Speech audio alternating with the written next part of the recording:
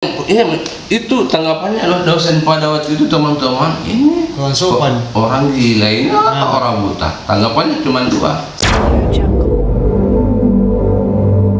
Kecamatan Bupeng, kebetulan ada yayasan di sana, pesantren Istiqomah Yaminas. Saya sekolah di sana selama 2 tahun, ongkos sendiri, biaya sendiri di sana. Tamat di sana. Tamat di sana juga di. Jadi kita hidup sebatang kara di sana. Ya, saya hidup sebatang kara di sana. Tidak pernah menyampaikan niat kepada keluarga misalnya waktu Pernah sih. Waktu kita berinisiatif tinggalkan Bantaeng menuju Palopo. Tidak pernah. Tidak ada. Terus kapan keluarga tahu bahwa kita ada di sana? Nanti setahun di sana baru saya ngirim surat. Baru apa upayanya keluarga Atta? Waktu rentang dalam 1 tahun itu kita tidak ada di Bantaeng. Apakah ada upayanya keluarga kita? Ada upaya untuk mencari saya, tapi keluarga saya tidak tahu keberadaan saya pada waktu itu. Luar biasa nih Pak Riko, sudah melalang buana, masih muda, berani mengambil tindakan, inisiatif. Alhamdulillah pada waktu itu saya lulus dari ini, Alia Istiqomah Yaminas, dan pada waktu itu saya ada beberapa teman-teman saya itu meminta saya kuliah di Sule pada waktu itu, tapi kedua orang tua saya meminta pulang ke Bantaeng. Sebentar dulu Pak. Iya. Sebelum lanjut, Bapak dan Ibu masih hidup sampai sekarang? Alhamdulillah, sudah almarhum.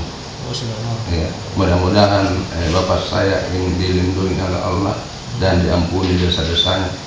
Tapi semasa hidup kita dengan Bapak tak sempat jadi minta maaf ya? Alhamdulillah sempat. Artinya jangan kembali ke kerabat keluarga pasca itu kita tinggalkan apa semua dengan peristiwa-peristiwa, tinggalkan Bantaeng tanpa seizin mereka. Kemudian Pak Ripai, mohon maaf ini Pak Ripai, status difabel yang telah kita sandang sekarang, tunanetra, bisa nggak kita berbagi kepada sahabat FFA mengapa sehingga kemudian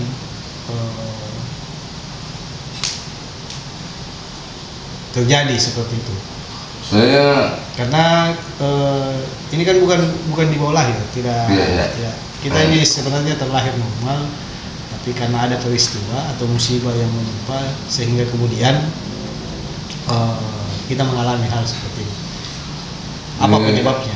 Penyebabnya kejadiannya saya alami pada waktu itu tahun 2001, kelas 2 Alia di Palopo.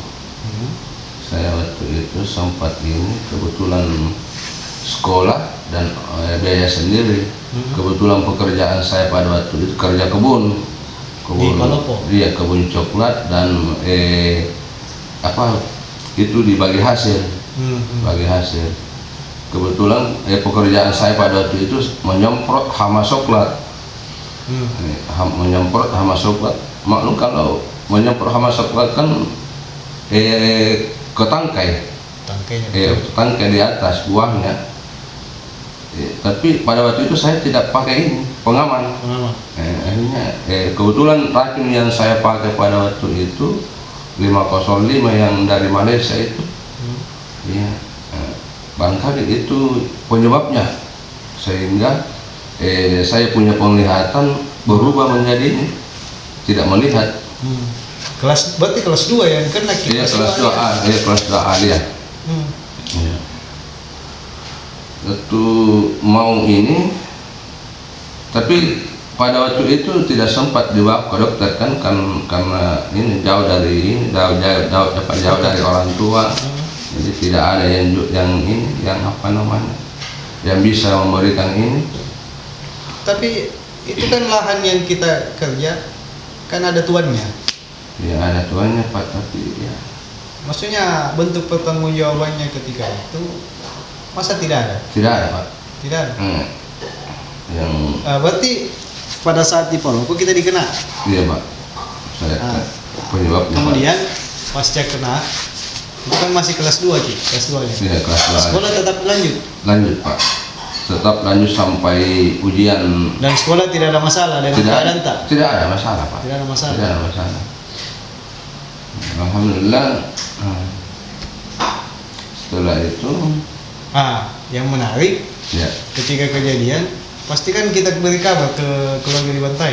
ya, saya beri kabar bahwa saya sekarang lagi Musibah. lagi kena musibah. Saya punya penglihatan berubah, tidak kurang melihat begitu. Terus apa responnya keluarga tak ketika mendengar kabar seperti itu? Dia kunjungi saya pada waktu itu. Ke Palopo? Dia kunjungi saya, dia ke Palopo, dia mencari saya. Akhirnya dia menemukan saya. Dia Ngajak jadi pulang?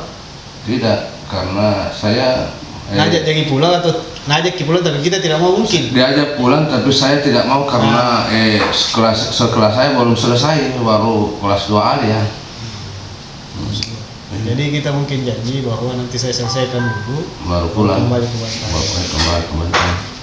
Akhirnya lulus di Alia Palopo. Ya, lulus di sana. Kemudian saya masuk di IAIN Alok di Makassar. Ya kan, lalu di Makassar. Ya. Dan kita diterima di sana. Alhamdulillah saya diterima di sana. Sebelumnya itu saya berpikir bahwa saya tidak mungkin lulus Ya. karena ada tes ada tes kesehatan. Pas mau tes kesehatan ini saya masuk dites, ternyata saya tidak dites, saya punya penglihatan. Yang ada cuman ditekan saya punya perut. Sudah itu keluar. Alhamdulillah saya lulus. Ya, ya. Dan pada itu, dan berat perjuangannya pada waktu itu. Perjuangan mana yang paling berkesan pada saat kuliah Ki? Dengan kondisi seperti ini? Pada saat ini Pak, berangkat kuliah berangkat dari kos ke kampus. Itu Siapa sosok yang paling kita kenang teman kuliah tak pada saat perjuangan itu? ada teman saya dari Palopo Pak, yang bernama Sofian. Dia dari YouTube. Dialah sosok yang selalu membantu Dia selalu membantu saya ketika perjalanan Iya. ke kampus. ke kampus. Kemudian di dalam kampus kan metodenya, ya mohon maaf ini Pak Rifai, Ya. kita harus melihat buku metode pembelajaran, mungkin kayak sebahagian manusia yang memang melihat tulisan apa segala macam. Terus metode yang kita dapatkan di kampus bagaimana dengan kondisi tak seperti ini? Ya pada waktu itu Pak, itu apa namanya, kayak teman-teman saya yang sempurna itu pembelajarannya begitu saja. Ya, artinya seperti biasa. Cuman kalau misalkan saya mau nulis itu kadang lari naik ujungnya, kadang lari turun, kadang juga dobol. Ya, pada waktu itu. Tapi alhamdulillah setelah saya punya pelanggaran pada waktu itu, kebetulan saya mau masuk kampus dan rektor pada waktu itu, rektor saya namanya Pak Prof Ashar Arsyad. Kebetulan dia jadi rektor saya pada waktu itu. Dia sementara berpidato di depan mahasiswa dan dosen para dosen. Upacara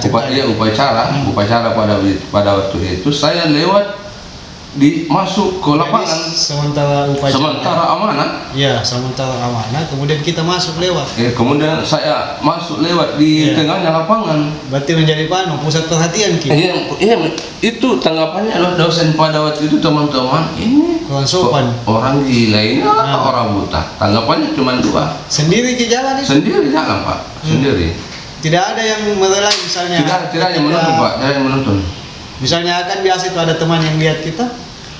Kan biasanya cegat Ki. Tidak Pak, tidak ada. Jadi biarkan jadi saja. Biarkan saja. Apa yang terjadi? Pas sampai di pinggir lapangan itu, sudah ada dosen yang menarik tangan saya. Iya, Kenapa di sini lewat? Ini ini Pak, jalanan saya tiap hari Pak, tidak ada jalanan yang saya tahu selain ini. Makanya saya lewat sini Pak. Alhamdulillah pada waktu itu yang hadir yang hadir semua dosen yang hadir pada upacara pada waktu itu, dia kenal saya Pak. Kebetulan yang mengajar di ruangan saya pada waktu itu, dia bertanya sama teman saya, bilang, itu Pak Rifai orang buta ya? Kata teman saya, Pak, iya Bu, orang buta. Astagfirullah, selama ini saya mengajar, saya ratakan saja metode mengajarnya. Ini dia ratakan, karena dia kira mahasiswanya itu semua orang normal. Begitu.